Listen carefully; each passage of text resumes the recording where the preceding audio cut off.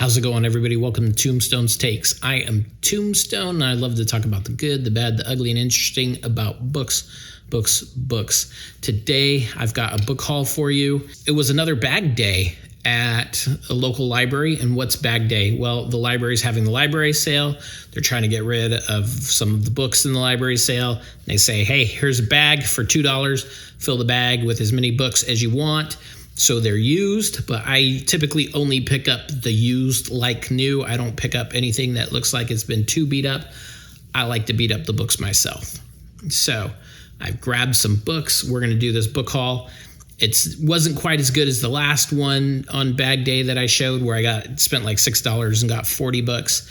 It wasn't quite that good. This time I've got 14 books for $2. Man, you love it when you get 14 books for $2. Great price, especially with some of the shape they're in. This is mostly vintage fantasy with a little thriller, mystery, and some other things thrown in there. So let's hop to it. Let me show you what I got. These first 3 books, I've had copies of them. I still have copies of them, but they're falling apart. They've been borrowed so many times. They've been used. I've only ever had these great mass market paperbacks with the vintage Darrell K. Sweet covers on them. Back when this series was coming out, I loved waiting to see what Darrell K. Sweet would do for the covers. The first time that I read one of these books, I was at Thanksgiving at my aunt's house. I was bored. My aunt was like, read this. And what is it? It's A Spell for Chameleon. This is the first of the Xanth novels by Piers Anthony. If you love puns, if you love stuff that's just fun and light, but yet you've got to get your fantasy fix on, this is a good vintage series, a good place to start. A Spell for Chameleon by Piers Anthony. Now, what's this one about? This one is about Bink, and they're in Xanth, which is the kingdom, and everybody's got to have magic. If you don't, you're going to get exiled. And Bink doesn't seem to have any magic, even though the magicians and the magic wall charts tell him, yeah, you've got magic. And so he's got to go on a quest to find out what his magic is.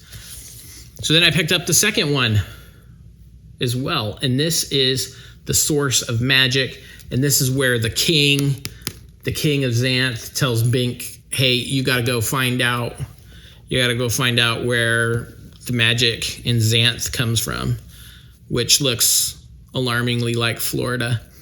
But yeah, if you want to know about that, you'll have to open one of these books. I hope there's not too much of a glare on some of that, because you need to be able to see some of these great covers from Darrell K. Sweet.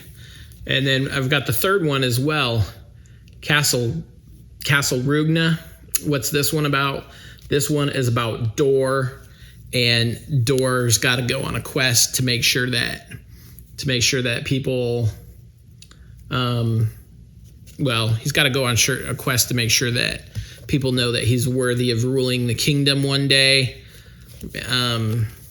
And so he goes to find this magic elixir to make Jonathan the zombie come back to life, because this ghost Millie was in love with Jonathan, and now she's a woman again because, magic, but she can't have her true love, Jonathan. So they got to make Jonathan come back as a real life human. Yeah, there's stuff in there that's fun. Take a look at it if you're into punniness. It's puntastic. The next book, I wasn't sure that I was going to pick it up, and then I did anyway. First, I picked it up, I put it down, picked it up, put it down, then came back, and I'm glad that I did. Oftentimes, I'll read some of the blogs on Tor.com, and Judith Tarr, who's a well-known fantasy writer herself, fantasy author, she recently, in the last week and a half, wrote a blog about this book, and she often does stuff in her bestiary and talks about shape changers and books about shape changers. And so what do I got? I got this book here, which is actually, funnily enough, called Shape Changers by Jennifer Roberson. This is a book from the 80s. It's book 1 in the Chronicles of the Chasuli. I hope I said that right. It's about some shape changers. The reason why I was picking it up and then putting it down, picking it up, putting it down, picking it up, putting it down, is that this thing, it kind of looked like it had more of a fantasy, more of a romance fantasy rather than a fantasy romance kind of angle. I'm into. I've read some romances now and again, but they're not typically my thing. So I was like, do I not? But with Judith Tarr's recommendation there from this blog on this vintage book, I think I might give this one a try. What else do I have? Well, I happen to find one on this side of the pond. We don't see a lot of her books too often, but I've got Diana Wynne Jones here with Cart and Quitter. And this is book 1 in the Dalemark Quartet. I think that oftentimes she gets overlooked. She writes a lot of YA stuff. Her magic is great.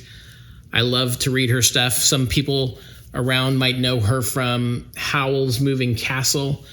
A lot of people love the anime and the Studio Ghibli films. And yes, they did her book, Howl's Moving Castle, which was quite a bit different. A lot of madness and magic, though. What's this one about? This one's about Moral, and Moral's got to take this Quitter and learn how to use its magic powers in order to save the world. What did you think it was about? Am I even saying it right, Quitter?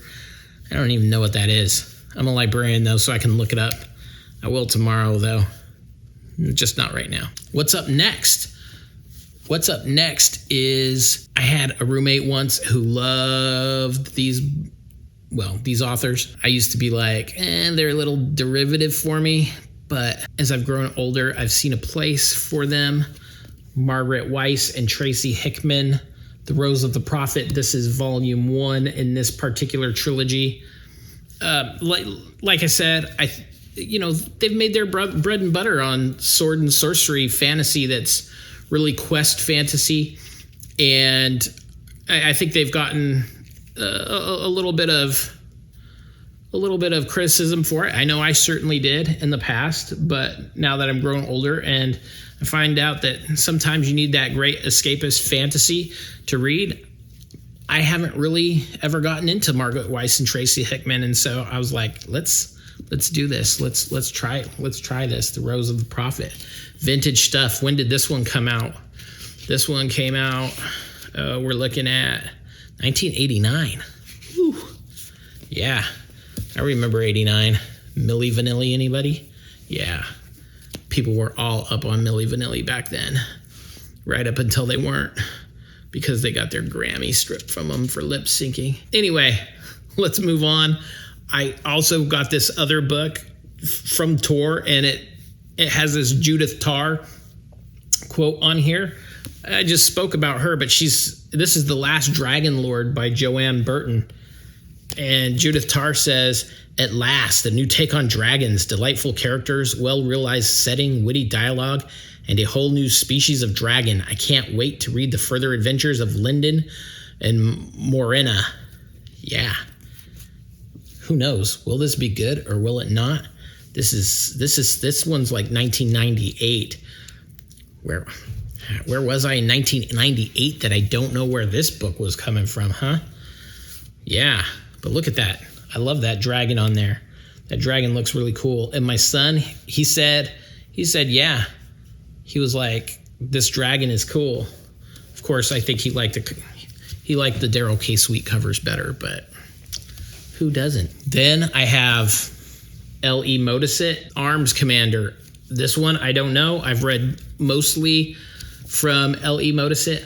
I've read a lot of the Recluse books, and then I've read Of Tangible Ghosts, and then I read The Time God, and Time Diver's Dawn. So this one's not a Recluse book, but it's a great one to maybe start some of his other stuff. And he's got so many books. I mean, he just came out with another one in whatever that new series is. I can't remember at the time. That doesn't matter. I'm here to show you other books. You go to Bag Day and you're always going to see this next author, always. Don't know why. Well, I do know why. Because people read her. It's Charlene Harris. This is Dead to the World. I think this is like book 4 in the Sookie Stackhouse books.